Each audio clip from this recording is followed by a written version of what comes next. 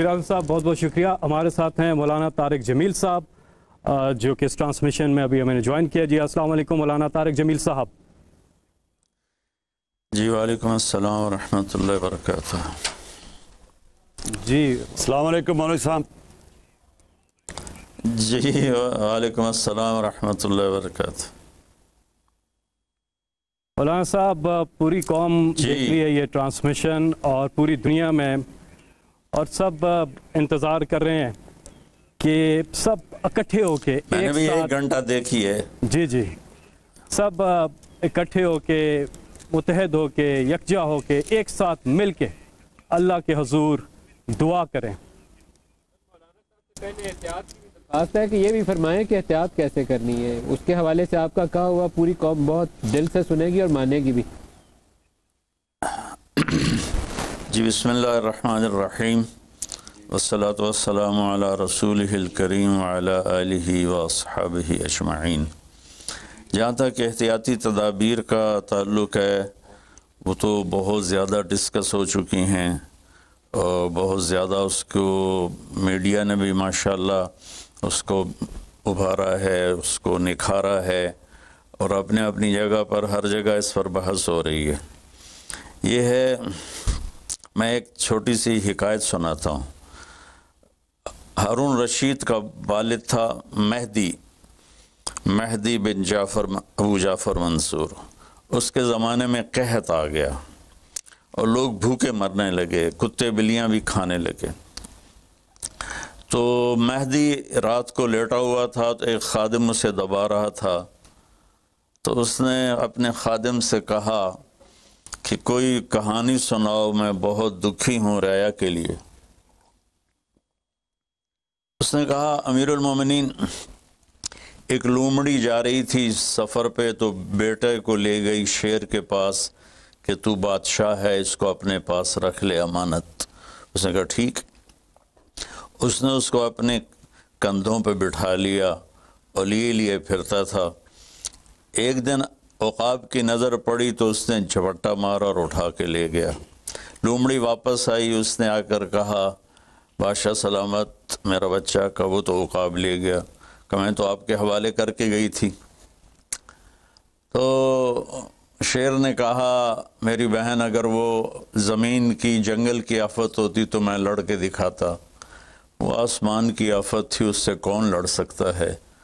तो फिर उसने कहा, अमीरुल मोमिनीन, ये कहत अगर ज़मीन की आफत होती तो आप लड़ते, तो ऊपर से आई आफत है, उससे बात करो जो ऊपर वाला है, तो काम बन जाएगा। उस वक्त की सारी जो थी एग्रीकल्चर, ज़राअत, वो सारी बारिश पर थी। तो उसने उसी से ही लोटा मुसल्ला मंगवा के वज़ू किया, मुसल्ले पे खड़ा हुआ, सजदे में सर रखा और इतना रोया कि सारा मुसल्ला भीग गया। और ये याद रहे कि वो 3 बर्र आज़म पर हुकूमत कर रहा था उस वक्त महदी। तो अभी वो मुसल्ले से उठा भी ना था कि अल्लाह ताला ने बादल भेजे और पूरी अब्बासी सल्तनत में बारिश हो गई। मैं माज़रत के साथ इख्तलाफ राय तो हर आदमी को हक़ है। हम जो एक लफ्ज़ इस्तेमाल कर लें, लड़ना है, ये आसमानी आफत है, इससे लड़ना नहीं है। इसका इलाज करके अल्लाह को आजिज़ी दिखानी है और अपना सर सजदे में रख के रोना है। इससे हम लड़ नहीं सकते। इस लफ्ज़ को अपनी ज़बान से निकाल दें, चाहे दिल में उसके बारे में कोई तकब्बुर न हो, लेकिन ये लफ्ज़ अल्लाह को पसंद नहीं है कि मुझसे लड़ना चाहते हो। देखने, एक छोटे से वायरस से अल्लाह ने सारी दुनिया को हिला के रख दिया। मैं एक हदीस सुना के फिर दुआ करता हूँ। पहले एक दुआ, मा असाबकुम मुसीबतिन फबिमा कसबत ऐदीकुम, तुम पर जो आफत आती है तुम्हारे अपने गुनाहों की कमाई होती है। यंसुरकुमुल्लाह फला गालिब लकुम, मैं तुम्हारा साथी बन जाऊं तो कौन तुम्हें नुकसान पहुंचा सकता है। वइन यख़ज़ुलकुम फमन ज़ल्लज़ी यंसुरकुम मिन बअदि, अगर मैं तुम्हें छोड़ दूं तो फिर कौन सी अटमी ताकत तुम्हें बचाएगी। यमसस्कल्लाहु बिज़ुर्रिन फला काशिफ़ लहू, अगर मैं तुम्हें तकलीफ़ में डालूं मेरे सिवा उसे कोई नहीं टालेगा। और यमसस का बखैरन फला रद्द फضल, अगर मैं इरादा कर लूँ कि मैंने किसी को नहीं होने देना बीमार या मुसीबत में, तो उसके लिए क्या मुश्किल है। एक अमरी तो होता है, 40 दिन इब्राहीम अलैहिस्सलाम आग में बैठे रहे, 40 दिन यूनुस अलैहिस्सलाम मछली के पेट में रहे, वो तो फ़आलुल लिमा युरीद है। तो हम ये जो ज़ाहिरी असबाब इख्तियार कर रहे हैं, इनको भी पूरी तरह इख्तियार करना है, सारी एहतियात करनी है। अगर मस्जिदों में जाने से ये बीमारी फैलती है तो फिर उससे भी अपने आप को रोकना है कि जान की हिफाजत भी हमारे दीन का हिस्सा है। एक दफ़ा बारिश हो गई, हज़रत बिलाल ने अज़ान दी तो आपने कहा सल्लू फ़ी रिहालिकुम, हम अगर बिलाल ऐलान करो अपने अपने घरों में नमाज पढ़ें, मस्जिद में मत आएँ। हालांकि मस्जिद में आने से कपड़े गीले होने थे या कीचड़, जान का खौफ तो नहीं था, लेकिन मेरे नबी ने अपनी उम्मत पर मोहब्बत और शफ़क़त का ऐसा साया रखा है कि आपने उनको कीचड़ से बचाया, बारिश से बचाया। यहाँ तो ज़िंदगी मौत के मसाइल हैं। बहरहाल बड़े उलमा इसमें जो कहेंगे और हुकूमत जो उनके साथ मीटिंग करेगी, जो हतमी फ़ैसला होगा, तो सबसे पहले हम अपने अल्फाज में तवाज़ु लेकर आएँ कि हमने अल्लाह के सामने झुकना है, आजिज़ी करनी है और अल्लाह को मनाना है कि अल्लाह तू इसको हटा, ये नहीं हट सकती, इसे कोई नहीं हटा सकता। कि अल्लाह कोई अल्लाह का बंदा रो धो के उसे मना ले तो फिर शायद फ़ैसला हो जाए और अल्लाह ताला अपना फ़ज़ल फरमा दे। एक हदीस पे अगर अमल हो जाए तो मुझे अल्लाह की कसम खाकर मैं कहता हूँ ये कोरोना का पता ही नहीं चलेगा कहाँ गया। सिर्फ एक हदीस, मेरे नबी ने फरमाया 4 बातें मुझसे ले लो, फिर दुनिया भी तुम्हारी है, आखिरत भी तुम्हारी है। 4 अर्बउन इज़ा कानत फ़ीका, 4 बातें ले लो मुझसे, फिर दुनिया भी तुम्हारी है, आखिरत भी तुम्हारी है। तुम्हें कोई टेढ़ी आँख से ना देख सकेगा, तुम्हें कोई नुकसान ना पहुँचा सकेगा कि तुम्हारे रब का साया तुम पे छा जाएगा। तो 4 बातें कौन सी हैं? सिद्क़ु हदीसन, हमेशा सच बोलना, झूठ ना बोलना। अब मुझे बताएं, सारे ये एंकर्स बैठे हैं, सारे हमारे वज़ीर आज़म बैठे हुए हैं, हम कितना झूठ बोल रहे हैं, हम किस कदर झूठी कौम हैं। हम इस झूठ के साथ अल्लाह की बारगाह में कोई मकाम नहीं ले सकते। तो मेरे नबी ने पहली बात फरमाई सिद्क़ु हदीसन, सच बोलना। दूसरी बात फरमाया हिफ़्ज़ अमानतन, कभी किसी को धोखा ना देना। ये मेरे नबी ने फरमाया मेरा उम्मती हर गुनाह कर सकता है, 2 कभी नहीं करेगा, एक झूठ कभी नहीं बोलेगा, एक धोखा कभी नहीं देगा। तो वज़ीर आज़म साहब आप अकेले हैं, दयानतदार हैं, अल्लाह से रोने धोने वाले हैं, मांगने वाले हैं, लेकिन 22 करोड़ लोगों में सच्चे कितने हैं? 22 करोड़ लोगों में दयानतदार कितने हैं?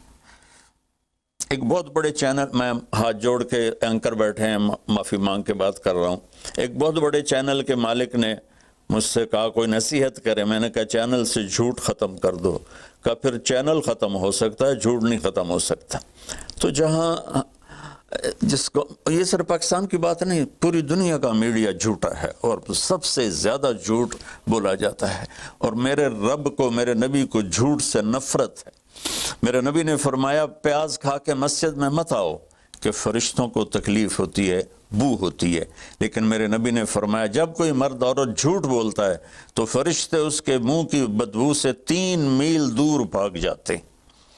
तो झूठ और ख़यानत के साथ हम किसी आफत का मुकाबला नहीं कर सकते।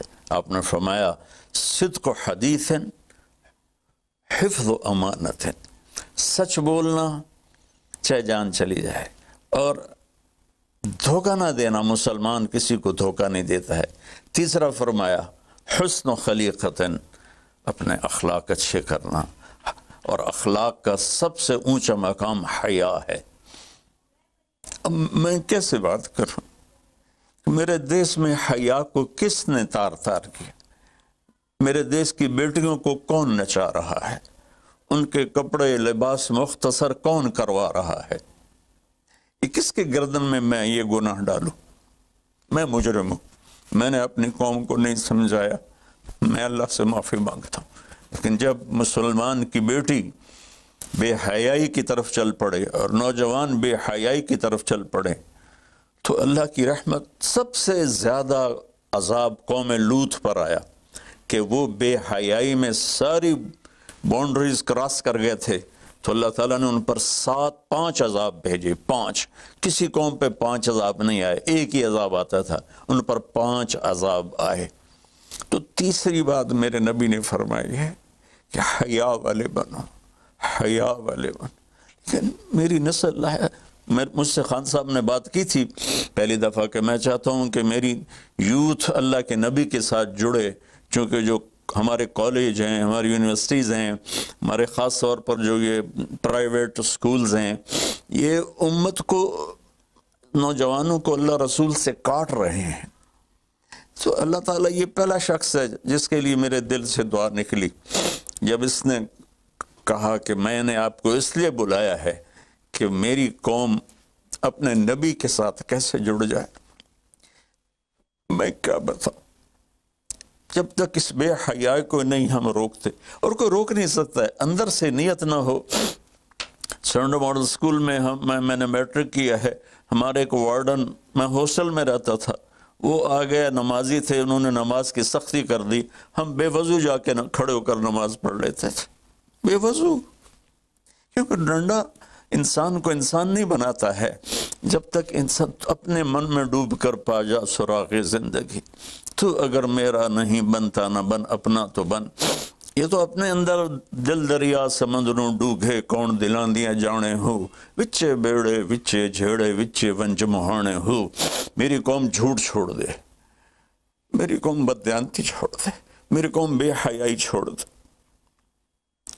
وعفت فی تہمت، آخری بات میرے نبی نے کہا، اور رزق حلال کھاؤ، رزق حلال کھاؤ، رزق حلال جو صبح سے شام تک، من امسا کالن بعمل یدہ امسا مغفور لہ، جو صبح سے شام تک رزق حلال میں تھک جاتا ہے، اس کے اس دن کے سارے گناہ معاف ہو جاتے۔